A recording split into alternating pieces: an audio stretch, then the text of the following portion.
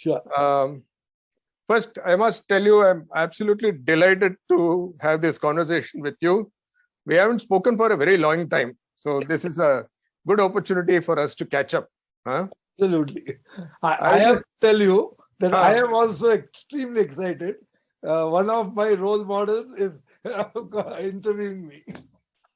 Okay. I was just calculating. We have known each other for several years. I can't even remember the numbers now. Sometime from the 1980s. 84 or 85 for sure. 84, 83, 84 yes. onwards. Yes. The first job you got me. So I was saying, from the time I saw you in Grasmere, and I've been seeing you for several years now. I've been most impressed with your energy. First thing that comes up when you say Ramesh Swamy, energy. Second thing is focus. And the other thing is sincerity. These three words pop up every time I think of Ramesh Swamy. Okay. The last time we met, I remember visiting Unnati, and I'm keen to know how Unnati is doing now. Yeah, I think it is such a wonderful journey in my life that that Unnati happened, right? Unnati happened in 2003. Okay. Before that, there are a lot of things which were happening. In 85, if you remember, we started the music concert, bhajans, etc. Then by 1993, we formed a formal trust. We three basic things, Utsav, which is music, dance, etc. Number 2 was funeral services, if you remember. And we have a place near the Alsur Lake where you do the obsequies. Yeah. The third was the educational assistance to poor people, to your maid servant, drivers, all those people. All this was started somewhere in 86, 87 and formalized in 1993. The journey of 1993 to 2002 was a period when we consolidated as an organization. And somewhere in 2002, we said, we have funded children in education for 10 years. And they go back to the slums, they fail in 8th standard, 10th standard, go back to the slums. You have not changed the situation, right? So that is when this thought of Unnati came in. I'll go into the details of Unnati subsequently. Yeah. That is when the thought of Unnati came in, that you must close the loop with a job. Right. And Unnati was born in 2003. If you had asked me, would Unnati become so big in 2003? I would have said, no, what is there? If we do 50, 60 people in a year, we are very happy. The first 5 years, 2003 to 2008, we did only 320 youth. Just 320 youth in 5 years. Then we brought up this building, that way. So to give you an idea, so Unnati has grown, it is growing every day. Believe me on this. Over a period of last 18 years, we have done over 50,000 youth. This year alone, we will end up with 8,000 in spite of the problems of pandemic, etc. and all that. Okay.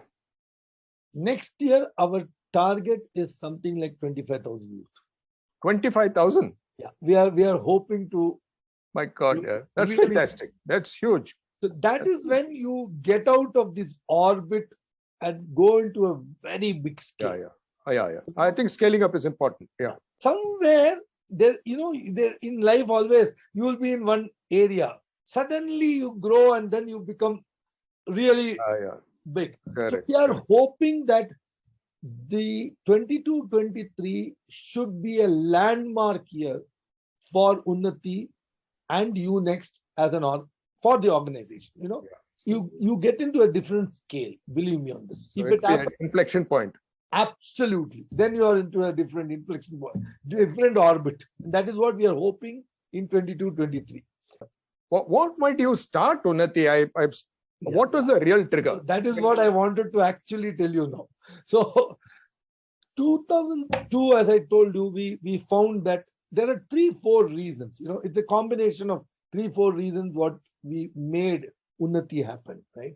Mm. One was, of course, I told you, 8th standard dropout, they going back to the slums, finished, and you have not brought about any change in their lives. We said we should do better. So that was one reason of Unnati, right? Second thing, which is very personal, is I have seen, my dad moved out of Kerala in 50s. He just did 10th standard and said, I don't want to be here in Kerala. My life will go. And he went to Bombay and started working and then started sending money home. His brothers, sisters were helped. In a period of 5-6 years, the whole family status changed. And we have seen this story umpteen number of times, repeat in many families. One earning member could change the status in 4-5 years' time, So that was the second trigger, right? Third trigger was that a lot of people used to ask in those days, in 2003 and all, do you have somebody? And we used to send people, those days nobody asked, do you know computers? Do you know English? Do you know, they will say, easy, trustworthy, send him. I have a job. And they will learn, Yeah. So we used to give jobs to people like that on reference. We said, why can't we make it extremely formal, train, Yeah. then give them a job? Correct. So that triggered another trigger for that. The fourth thing is we were very clear that only education and inclusive growth can change this country.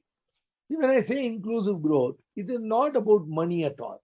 You go abroad, you are able to sit with a driver and have a drink in the evening or have food with him in the evening.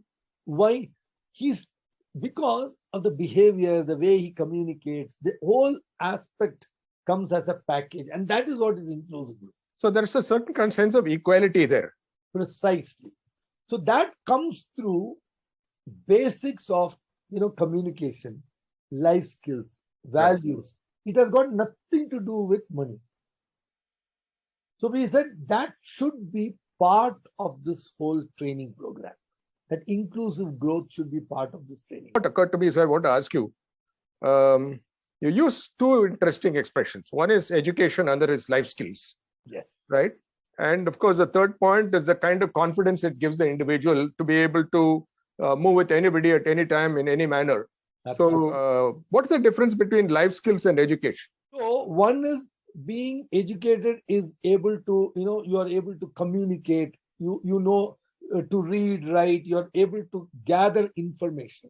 That's part of education. Okay. Whichever way you may read and write and gather, you may see a TV, you may, watch something and gather. So education definitely is about knowledge and knowing it. Yeah. Life skills and values. I put life skills and values very much together always, Oh, is that right? So, okay. Yeah, because for the simple reason, there was a recent interview, I'll repeat that interview. Sudha Murthy ji was asked by our Akshay Khanna, Twinkle Khanna. She asked her, what did your mother give in that sambar that everyone in your family is so successful and you have done so well in life? So Sudha Murthy's answer was value system. Yeah, that's a foundation. That's a foundation. So when you talk of life skills, if you are having behavior, good behavior, you know what is to be done, how to talk, how to respect people. But if you don't have value systems, then all this will become useless. So life skills is about mutual respect, your own expression, your own thinking process, how you will respond and not react. Right. All this is part of life skills, but it has to have a base of value systems. Absolutely. So that is why that part of it is what gets your respect into the. Just because of knowledge, it's not enough. Yeah. The other day when we were speaking, you used an expression which actually has been going on in my mind. Change makers. You said we are change makers. Yes. Now, that's a huge term. Okay. Tell me a little more about what is